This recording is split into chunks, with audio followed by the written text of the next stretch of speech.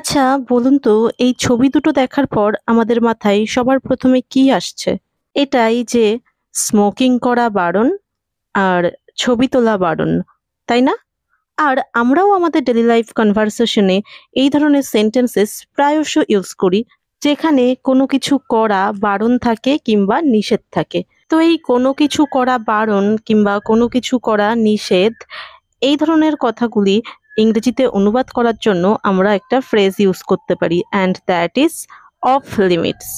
Of limits যেমন smoking করা বারণ, স্মোকিং ইজ অফ লিমিটস। এখানে স্মোকিং করা বারণ, smoking is of limits here. ছবি তোলা বারণ, taking pictures is of limits. জোরে কথা বলা বারণ, talking out loud is of limits. বাইরে যাওয়া বারণ, going out is of limits. Going out is of limits. কিন্তু যদি কোনো নাউনের পরে অফ লিমিটসের ব্যবহার থাকে, নাউন বলতে এখানে কোনো প্লেস নেমই হবে।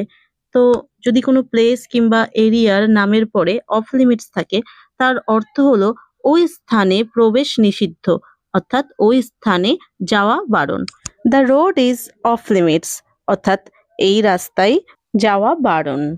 This room is of limits, অর্থাৎ এই ঘরে প্রবেশ নিষিদ্ধ কিংবা এই ঘরে ঢোকা বারণ। আচ্ছা, এবার আপনারা বলুন তো, এই পার্কটিতে যাওয়া বারণ। ক্লাসরুমের ভিতর বাংলায় কথা বলা বারণ। যদিও আমি আমার মাতৃভাষাকে অনেক বেশি ভালোবাসি, তো এই সেন্টেন্সেস দুটির ইংলিশ মিনিং কি হবে অবশ্যই কমেন্ট বক্সে লিখে জানাবেন।